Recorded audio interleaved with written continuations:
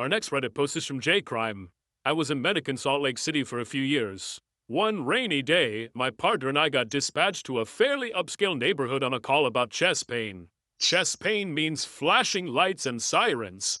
We quickly arrive in front of a pretty nice house, and we find a woman standing at the curb with 2 packed suitcases. This is already a red flag.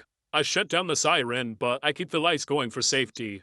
We ask if she called 911, and she confirms. She steps into the ambulance, sits on the bench, and asks us to get going. I tell her we have to do a full workup before we leave so we can provide care en route and take her to the right facility. She says she doesn't really have chest pain. She has a procedure scheduled at the hospital, and she wants me to turn out the flashing lights so her neighbors don't notice and ask her questions. Obviously, this is abuse of emergency medical services, and I tell her that. Suddenly, her chest pain is back. So I say I need to get vitals and start an ECG. She protests again, mentioning the start time for her appointment is less than 30 minutes away, and so I ask her point blank, do you need medical attention, or do we have to call the cops? I proceed to do a full workup in front of her house, taking my sweet time. I ask enough questions to make her eyes roll, and I leave the strobe lights on the whole time so the neighbors would see. And she was late to her appointment because we admitted her to the hospital through the ER instead of the front doors. Hey, so, I'm not a doctor, I'm not a nurse, I don't know too much about medical procedures, but I would have to assume that if you're a doctor and you're about to perform some procedure, when I hear procedure, I think surgery. If you're about to perform surgery on a woman and she's scheduled to, come in at 2 p.m. for the surgery, and she comes into the hospital at 1:30 p.m., complaining about chest pain so badly that she, called an ambulance, 911 ambulance to come get her and bring her to the hospital, wouldn't you just not do the surgery, right? Obviously, if she's got chest pains, then that's a bigger problem than the surgery, and maybe you should figure that out before you do the surgery, right? If there are any nurses or doctors out there who watch my content, can you please let me know down in the comments if I'm right about this? Because it just seems to me that surely they would cancel her appointment, right? And if I am right, then this makes this a lot funnier because in addition to canceling her appointment, she just had a huge ambulance medical bill. Our next Reddit post is from Kim Blake. So I have a full-time job with hourly pay. However, my job requires me to work overtime every few weeks during busy seasons because that's just the nature of the job.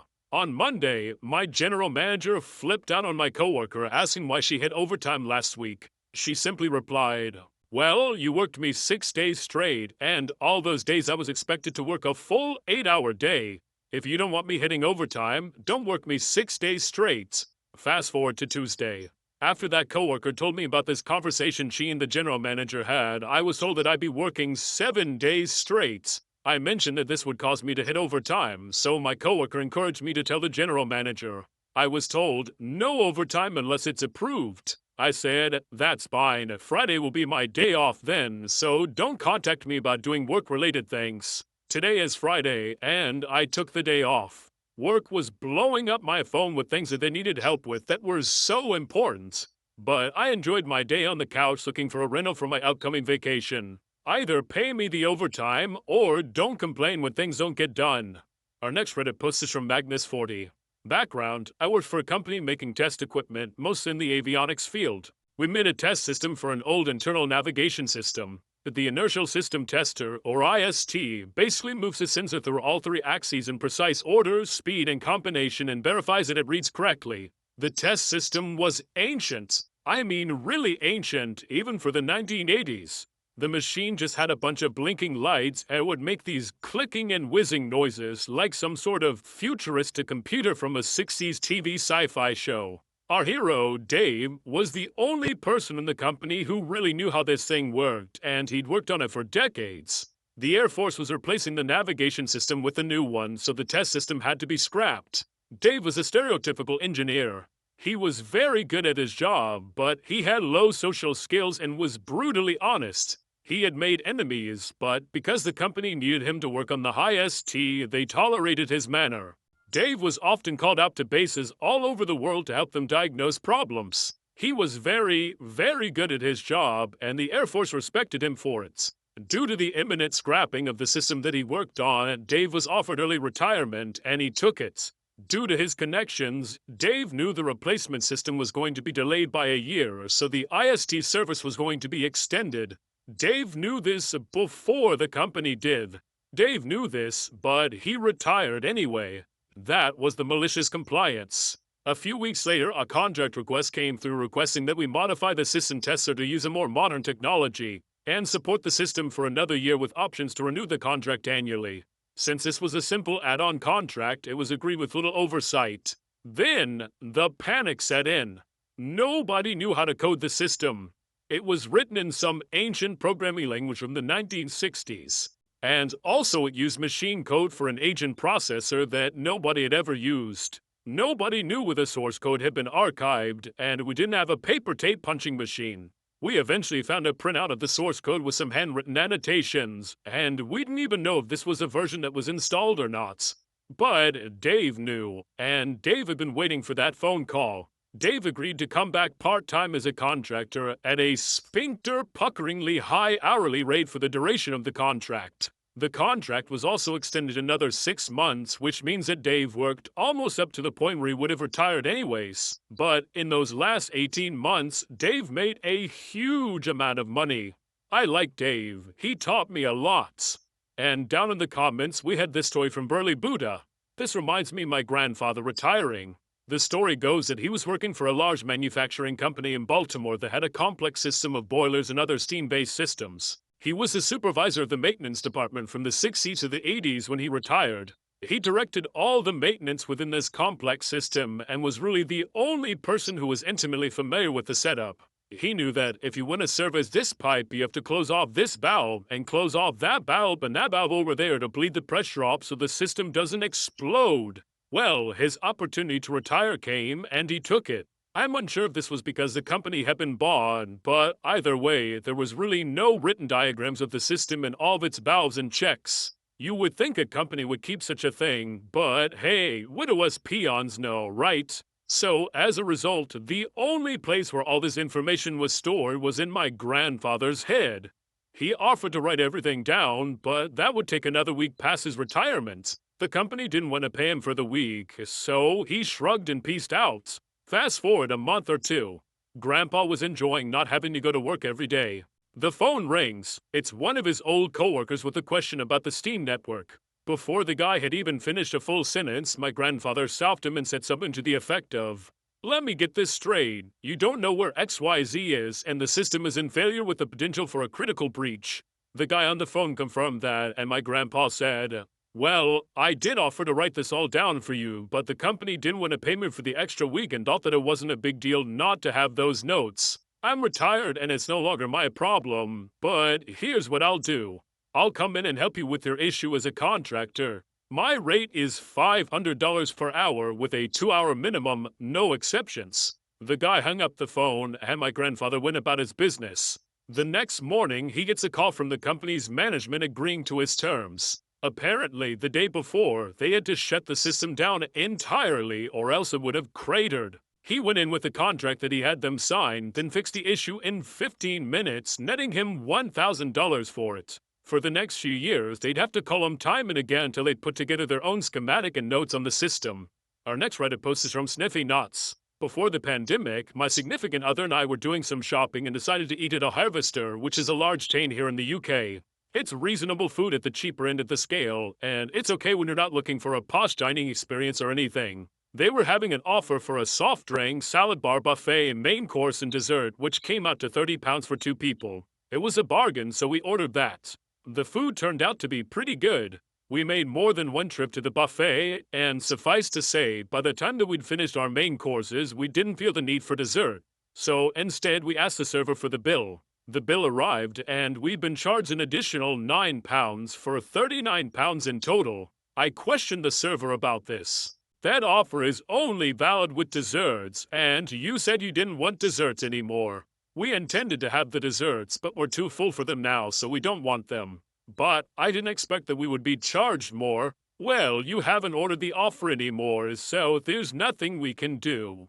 Cue the malicious compliance. Well then, I'd like to order 2 desserts, please. You can bring them over, we won't eat them, and you can get the £9 knocked off the bill for us. At this point, the server looks at me with this bewildered look and says that she'll get the manager. My other half, who's more of a shrinking violet in these situations, is looking a little uncomfortable. A few moments later, the manager comes over and asks why we don't want to pay.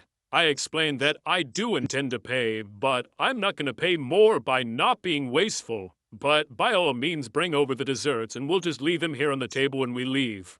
Once the manager gets the full picture, she just agrees to charge us for the meal deal. And down in the comments, we have this toy from Androv. A little while after my second child was born, I took my older kid, who was then 3 years old, to a Harrison Hot Spring resort in British Columbia for the weekend to give her a small break from the new baby. When I booked the one-night stay, there was a deal for a bed and breakfast tray, which was a room plus a breakfast for two. As I checked in, I was given 2 meal vouchers. Skip ahead to the checkout. I, like many, didn't read the bill when I went to go pay because I had already prepaid for the stay and I didn't have any additional charges. As I was loading up the car, I glanced at the receipt and I saw there was an additional charge for a kid's breakfast. I went back to the reception and asked about the charge because I had paid for the 2 meals in the package. They said the charge was for a child's meal and that I had prepaid for 2 adult meals. I explained that my child was 3 and only ate 1 pancake and fruit, and it was absurd to charge her for an adult meal and a child meal. I asked to speak with the customer service manager, and they wouldn't budge. I then asked to speak with the food and beverage manager, and they wouldn't budge. So I asked for my meal voucher back since I hadn't actually used it. I looked at it, and I noticed there was no date on it. So I turned to the guests behind me waiting to check in and asked if they had pre-purchased breakfast. They hadn't, so I handed them the voucher. I then turned back to the reception manager and proceeded to cancel the 2 other weekends that I had booked. Our next Reddit post is from Hungry Hippo. The summer after my senior year in high school, I worked collecting shopping carts at a grocery store. I lived on the coast, so it was hot as hell during the summers. It was one of those uppity grocery chains, so we had a pretty strict dress code. White, long-sleeve dress shirt tucked into khaki dress slacks. But because I worked outside a good portion of the day, management let me wear khaki shorts and a short-sleeve button-up. Everything was fine until the end of summer when we got a new general manager who was much stricter on policy than the old one had been. When I came in for my first shift for the new manager, he called me into his office. There have been some changes. Your uniform is clearly lacking in several areas, and I'll need you to correct it. We'll need you to go home and change into pants in the provided long-sleeve button-up. Thinking he had mistaken me for someone who works inside, I said, "Actually, sir, I collect cards, so I'm allowed to wear shorts." "Son, I said what I said. Either you adhere to the dress code or you go home. So, I don't have a choice but to wear pants in 90-degree heat and the height of summer. That's the policy. And being smart with me is not getting us off on the right foot. All right then, I'm going home." "Good. Thank you for your understanding." I walked out of his office fully understanding that he expected me to actually come back. But his ultimatum was to either wear pants or not come into work, so I chose the latter. I was going away to college in a couple of weeks, so I chose not to sweat my balls off 6 hours a day for $7.25 an hour. I was at home about an hour later, chilling, talking to my friends on Xbox 360 Party Chat, and I got a call from my manager who was furious. He was asking me what the hell was taking so long, that they were swamped and they desperately needed a cart collector. I told him I wasn't coming back. Of course, he didn't take this well. He told me to come back immediately or I would be fired. I responded with, "Well, I thought that was the idea." He was absolutely dumbfounded. He hadn't expected me to call his bluff on something he considered to be so inconsequential. You know, because he wasn't the one outside pushing carts in the heat. He tried to talk me into coming back, but I told him that he gave me 2 options, and I chose option 2. I never went back into work. I found out the car collectors were only made to wear pants for a few days after that, and then eventually the new manager relented and let them wear shorts. I never got a call with an apology from him, but I didn't care. I enjoyed the time off before going to college. I don't even understand why this manager was digging in his heels about that. Do you really want hot, sweaty teenagers sweating all over your carts while you're handling your groceries? 'Cause I don't. Our next Reddit post is from TXG.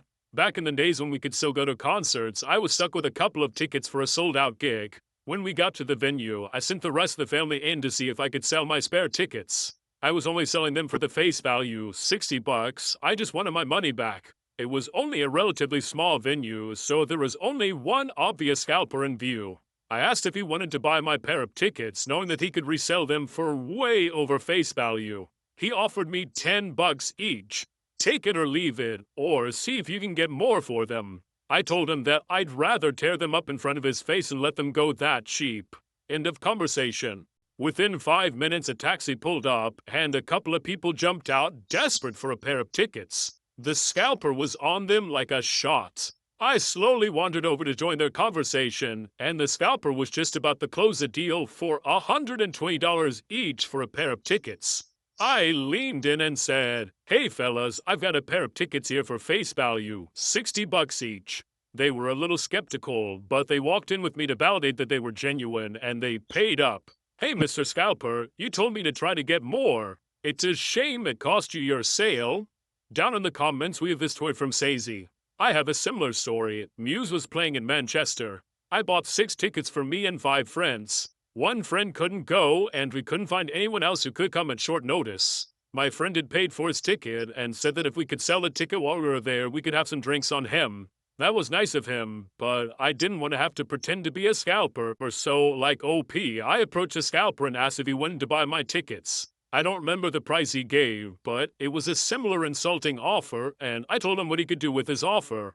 So, I just waited near the scalper until he almost had a sale. Then I offered our spare ticket to the buyer for free. The customer was happy, I was happy, and the scalper might have killed me if I didn't have 5 friends and a new friend backing me up. Screw you, scalper, and Muse was awesome. That was r/MaliciousCompliance, and if you like this content, check out my Patreon where I publish extra episodes. Also, hit that subscribe button because I put out new Reddit videos every single day.